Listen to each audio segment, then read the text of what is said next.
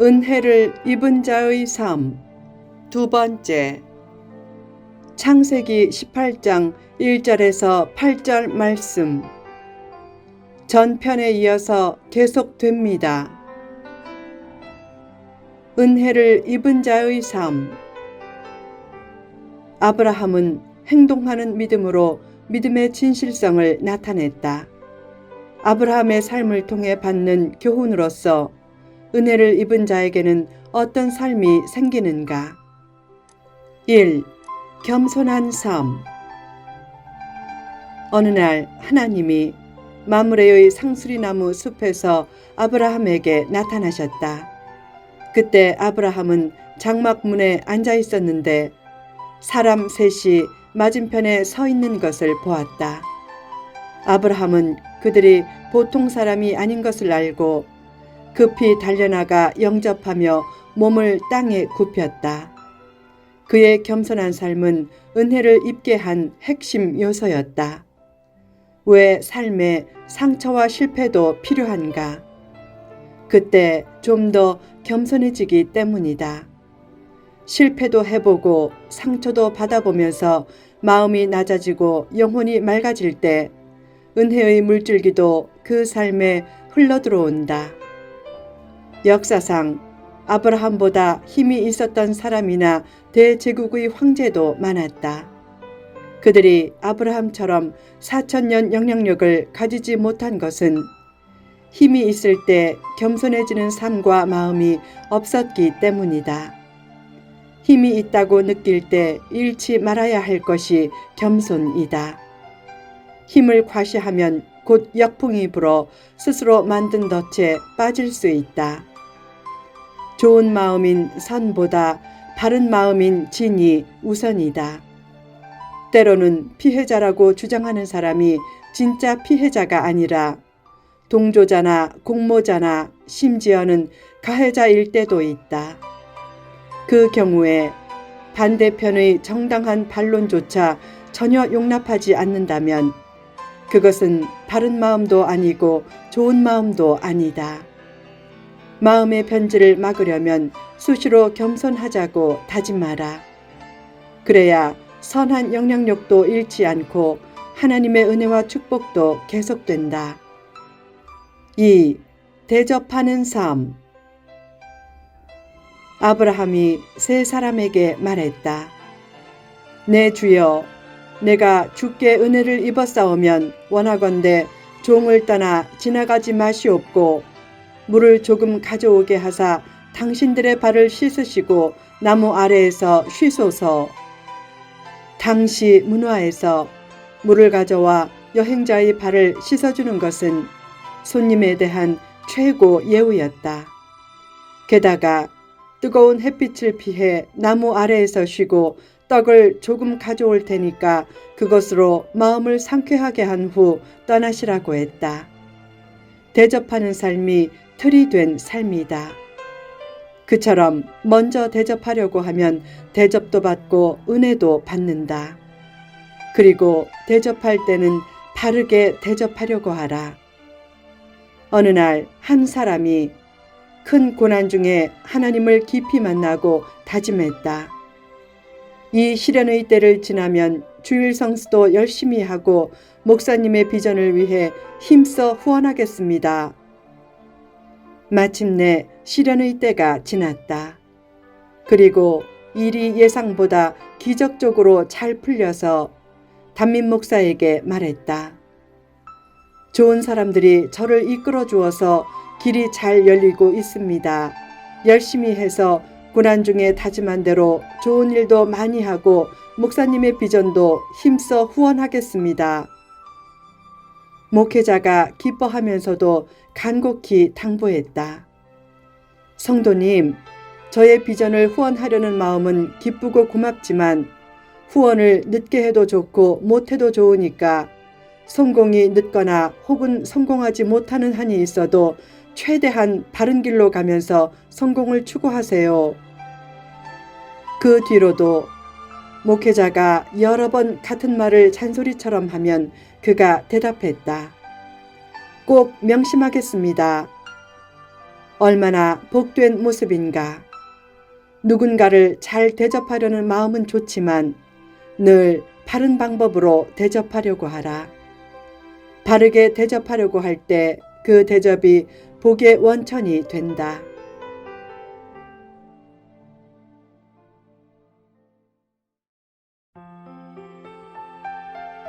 3. 섬기는 삶. 아브라함의 대접하는 말에 그들이 내 말대로 그렇게 하라 라고 하자 아브라함이 급히 장막으로 가서 사라에게 속히 고운 가루 세 스아를 가져다가 반죽하여 떡을 만들게 했고, 가축대 있는 곳으로 달려가서 기름지고 좋은 송아지를 잡아 하인에게 주어 급히 요리하게 했다. 그리고 엉긴 젖과 우유와 하인이 요리한 송아지를 가져다가 그들 앞에 차려놓고 나무 아래에 모셔서자 그들이 먹었다. 종이 시중 들듯이 극진하게 그들을 섬겼다. 그처럼 섬김의 삶을 실천할 때 영혼도 견고해지고 하나님의 은혜도 넘치게 된다. 왜 요새 교회가 젊은이들을 잃는가? 세상 재미가 너무 크기 때문만은 아니다. 문제는 영혼이 약해진 것이다. 왜 약해졌는가? 교회에서 열정적이고 화려한 찬양 예배는 드리면서 음지에서 청소하는 것과 같은 섬김은 없기 때문이다. 화려한 찬양 예배 후 교회를 떠날 때는 왠지 허전하지만 청소한 후 교회를 떠날 때는 왠지 뿌듯하다. 섬김이 없는 믿음은 허전하다. 교회 청소와 같은 음지에서의 섬김을 통해 영혼이 강건해질 때 행복과 축복도 따라온다. 하나님은 섬겨주기를 기뻐할 때 섬김 받는 위치로 올려주신다. 물론 섬겨주는 삶이 식사나 물질로 섬겨주는 삶만 의미하지 않는다. 명예를 높여주고 인격을 존중해주고 남을 생각해주는 것도 섬김이다. 그런 섬김의 삶을 꾸준히 실천하면 하나님이 약속하신 대로 적절한 때에 약속된 축복을 얻게 하신다. 또한 섬기며 살겠다고 작정하면 점차 요구하는 태도가 없어지고 늘 하나님의 뜻에 감사하고 만족하는 복된 캐릭터가 형성된다. 아브라함처럼 살라.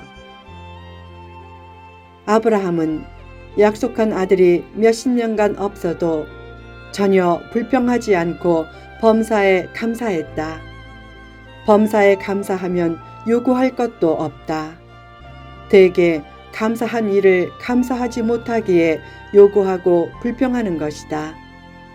축복 약속의 성취가 계속 늦어져도 하나님을 원망하지 말라.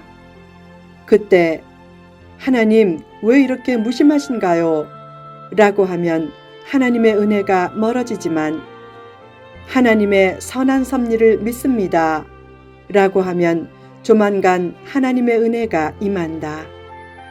공동체 생활에서 리더가 전체를 위해 간혹 개인에 대한 배려를 못할 수 있다. 그때 두 종류의 사람이 생긴다. 어떤 사람은 공동체의 속성을 이해하고 나보다는 전체를 생각해야 하니까 그럴 거야 하고 잘 넘어간다. 그런 모습을 보면 흐뭇한 미소가 들고 든든하고 그 넓은 마음에 감동되어 더 애정이 생긴다.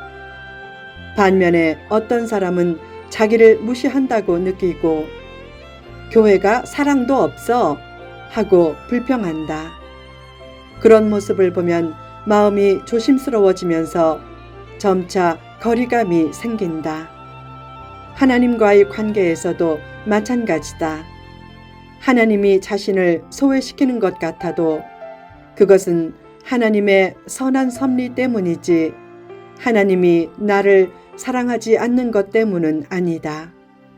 힘들 때 불평하면 하나님과 거리감이 생기면서 은혜도 멀어지지만 하나님의 선한 섭리가 있음을 믿고 다른 은혜를 생각하면서 감사하면 하나님도 든든하게 여기시고 더 큰 축복을 내려주시고 더 큰 것을 맡겨주실 것이다.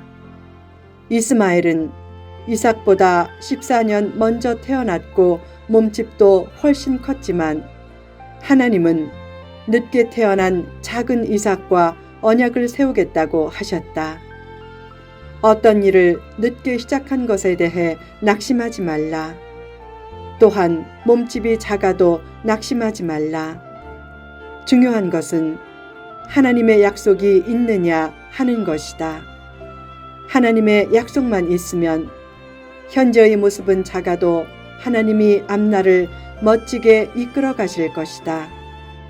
외형과 상관없이 늘 진실하고 겸손하게 하나님의 말씀과 스스로 한 약속을 힘써 지키려고 할 때 하나님은 함께 하신다. 하나님이 함께 하시면 그의 미래는 예언을 받지 않아도 찬란할 것이다. 겸손한 삶, 대접하는 삶, 섬기는 삶을 실천하고 하나님의 약속을 끝까지 붙들어서 아브라함처럼 복의 근원이 되라.